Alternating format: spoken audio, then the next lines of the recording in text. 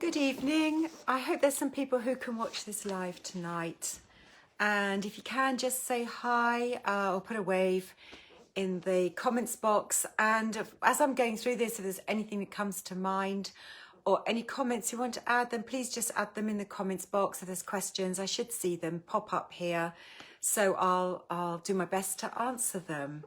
Hope you're keeping well in this long January month, but the good news is we're more than halfway through January, and the other good news to me is that I can see signs of lightness and signs of spring with bulbs coming up, which is great to see. So I'm back doing my weekly series at 6 o'clock on a Tuesday. That's why I'm here now. And it is recorded, so if you do miss these, you can look out for my talks because I do save them and you can always find them here.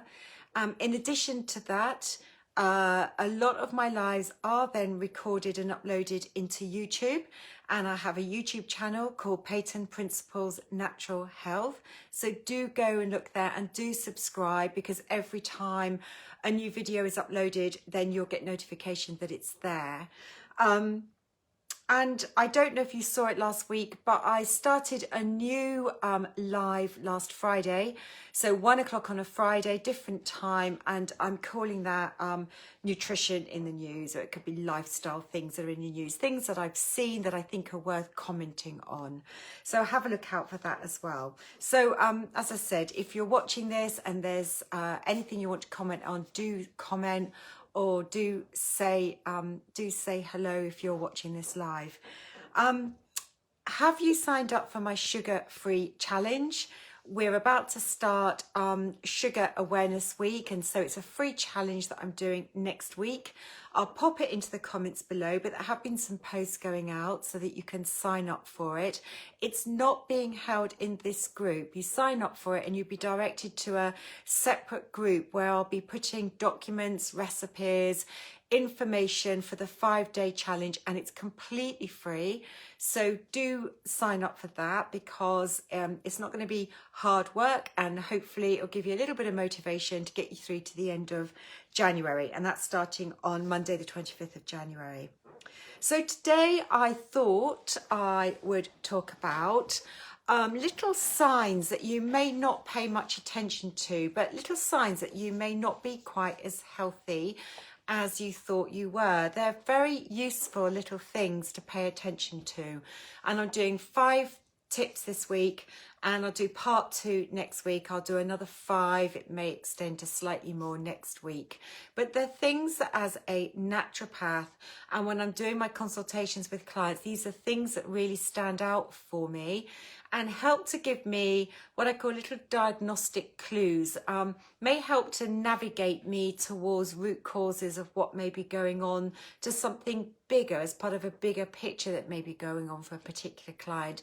So if you're sitting there and you feel great in yourself, you're not tired, you feel okay, you think you eat well, these may be just giving you some little additional clues to sort of make you go, okay, I need to have a little think about looking at my health in a little bit more detail than perhaps I have before. And these are the things that I would certainly want to investigate. Now, I don't want you to think there's anything serious going on, but equally, as I go through these, if you think there's more at stake and there may be something that you may not have been paying attention to, that you think that maybe it's something more going on than perhaps you've recognised or acknowledged, then do seek advice from your GP, who may decide to run some additional tests.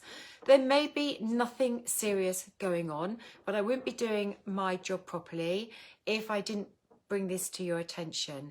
And in particular, if it was anything to do with prolonged pain, unusual types of bleeding, any shortness of breath, then these are things that you really should investigate for other tests that your GP can run. But most of the time, these aren't going to be anything that are particularly serious. I don't want to alarm you. So these 5 things in no particular order. So skin breakouts, little pimples, little spots. You could get a little rash on one area of your skin. You may find your skin is drier than normal. It might be a little bit itchy. So if you get little patches that may pop up from time to time, or, you know, on your face or in another part of your body, then these can be a sign that your body isn't clearing toxins as well as it should do. The skin is an eliminatory organ. So we think of the bowels and the kidneys as eliminatory organs, and the lungs as well are an eliminatory organ, but so is the skin. And as a naturopath, if we see skin conditions and we've ruled out anything else, then we would think about, and I would do this as part of my big case history taking, are the bowels working as well as they should be? Are you eliminating through the bowels properly? You know, if there's constipation or diarrhea, it's a sign that toxins you may be holding on to toxins for longer than you should. They can get reabsorbed back into the bloodstream. And if they're not being eliminating as efficiently as your body wants them to be eliminated as efficiently, then you can get skin breakouts because the skin is another eliminatory organ. So skin breakouts and other types of skin conditions can be linked back to poor bowel elimination. Maybe the liver isn't doing its job as efficiently as it could, because it's the liver that takes toxins and breaks them down and passes them on to the kidneys or the bowels to eliminate. So have a look at that before, you know, you start to think there's anything more serious going on. You know, are your bowels working as well as they should? Is there loose bowels? Are they hard to pass? Are they not daily? Just think about that. And it may be that your digestion needs some support, or there may be some dysbiosis with the gut microbiome. You know, the gut is a big part of what I do with my clients. It's a big focus for me in my practice. So have a look and give it a little bit of attention. So poor clearance of toxins is a really, really important part of our health. And completely underestimated, I think, by most of us because we focus on our diet. So I mentioned liver support. A couple of other things to consider, actually, from a nutrition point of view, is your fatty acid status. Are you eating oily fish? Because some of this could be due to inflammation, and our skin needs good fats and essential fats from oily fish, for example, and from nuts and seeds to be doing its job for a really healthy, what we call barrier on the skin. The skin needs good fatty acid levels. So do pay attention and have a think about how good your essential fatty acid intake is. And skin also, to me, is really important to think about our zinc intake. And many of us today do not get enough zinc in our diets. And I spoke about this on my Nutrition in the News last week with its link to immune status. So have a think about your zinc status. Okay, we may not be eating oysters. You may not be eating meat. You may be avoiding meat. You may be a vegetarian or vegan. It can be harder to get zinc sources into our body when we take out some of these foods, and we can get it through things like nuts and seeds, but you may want to have a think about, are you getting sufficient zinc in your diet? So that was quite a big one for me to start with, but it's an important one to pay attention to. The second one I want to talk about is with regards to eyes and the whites of your eyes. Just how white are the whites of your eyes? It can be a really, really good indicator of health within the body. Of course, at a more extreme end of the scale, if the whites of the eyes are quite yellow, it can be a sign of jaundice. But prior to that, you know, if you think your eyes aren't really bright white, then that could be a sign again of the liver needing a little bit more support. Or maybe the gallbladder, you know, the liver and the gallbladder are linked because we take bilirubin. It can make eyes yellow. It takes the bilirubin, it breaks it down, and it passes it out with bile through the gallbladder and out through the bowels that way.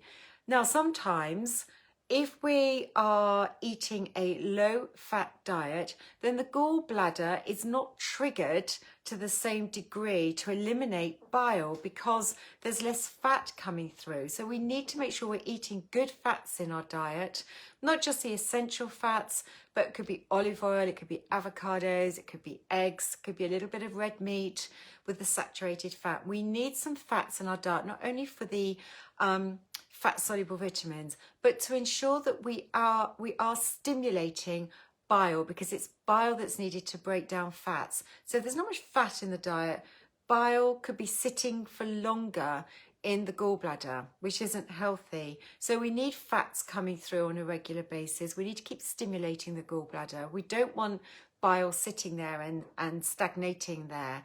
That's not healthy. So have a think about that. And of course, we need to think about our sleep, and we need to think about and paying attention to our digestive ability. If you're suffering from digestive symptoms, I'm going to talk about this more next week in part 2. But, you know, if we are suffering digestive symptoms, we may have digestive insufficiency, and that could show up in the eyes as well. So dark circles, certainly digestive ability, and again poor sleep. You know, if we're feeling tired, yes, it could show up in dark circles. And again, this comes back to liver support to me. You know, is your liver, are you feeding the liver optimally? You know, the liver loves herbs and spices and lemons, and it loves olive oil, it loves artichokes and greens, you know, dark leafy greens. Are you feeding your liver plenty of foods like that, which helps its detoxification role? So we want to make sure we're giving the liver all the food it needs. I'll be looking at that. Obviously, alcohol is not going to be helpful.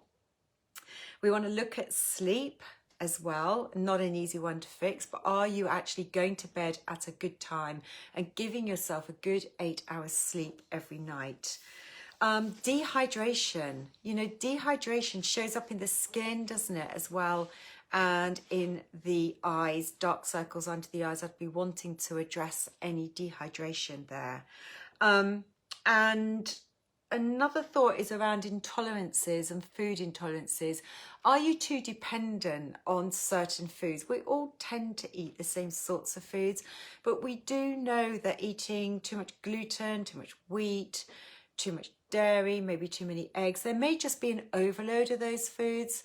Maybe an idea to ease off, have some more variety in your diet, so it's not relying on the same foods all the time.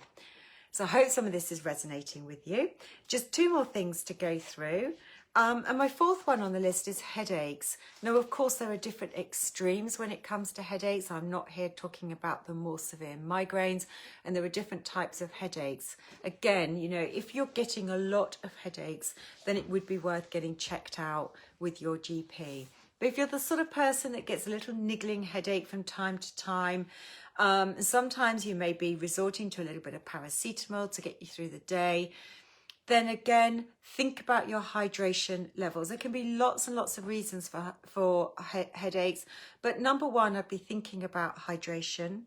Number 2, I would be coming back to toxicity and bowel regularity again, because it's not going to be helpful for headaches if you've got a greater load of toxicity going through the body. And I'd also look at magnesium status. That's one of my number 1s actually for headaches, because headaches can be due to the muscles contracting and putting pressure on the head. As simple as that. It could be nothing more than that. And magnesium has a really important role in relaxing muscles.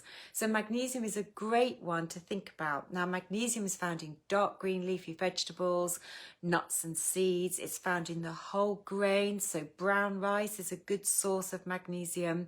Have a look at your magnesium status. We should be eating some dark green leafy vegetables every day. Just a small amount every single day, because they're so valuable to our health in so many different ways. But they're a great source of magnesium. Don't underestimate the importance of magnesium. So look at your fluid intake and bowel regularity and magnesium for headaches first and foremost. And the fifth one to think about is thinking about the colour of your urine. It's an easy one to overlook. Now, first thing in the morning isn't representative, but certainly as the day goes on, you know, just how dark or pale is the colour of your urine. In an ideal world, we would say that urine should be a pale straw colour. Now, too pale, if it's really, really pale, you may be drinking too much fluid. And that may not be healthy in itself, because if you have too much fluid in your body all day long, you could be diluting your electrolyte balance, your potassium, sodium, and that's not healthy either. But if it's too dark, you may not be hydrated enough. It's fine to be drinking some tea and coffee during the day, but you do want to make sure you are drinking hydrating fluids, water, of course, but it could be herbal teas, it could be fruit teas, very diluted cordials, water with lemon slices in is a great go-to of mine, I love as well. So, you know, pay attention to that. We can lose our thirst signal. And in fact, sometimes we could confuse our thirst signal with being a hunger signal. And if we keep ignoring the thirst signal, I think it sort of switches off and we don't pay attention to it anymore. So just be wary of that. And actually, the more we get used to drinking throughout the day, the more in tune we are to our thirst signal. So pay attention to the colour of your urine and your thirst signal, and try and sort of set a reminder once an hour to think, you know, am I drinking?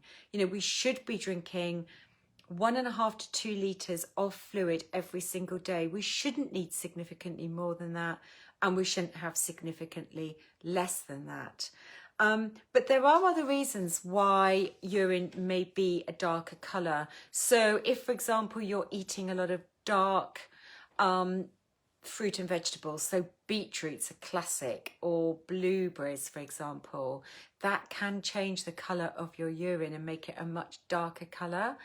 If you're supplementing B vitamins, it can also make your urine a much darker colour, a much darker yellow colour as well.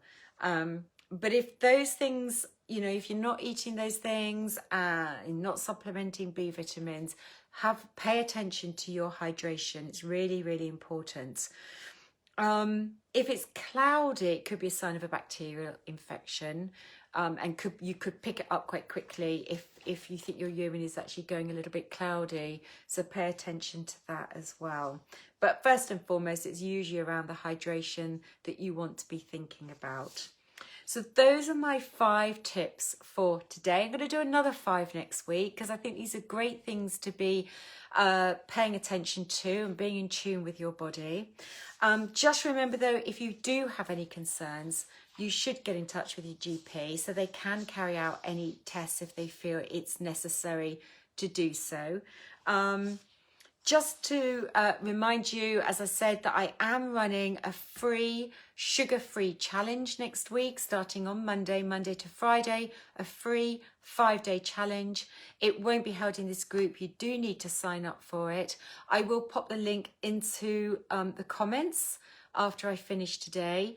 I have been putting out a lot of posts around this, so if you haven't seen it, you know, there will be more posts coming out.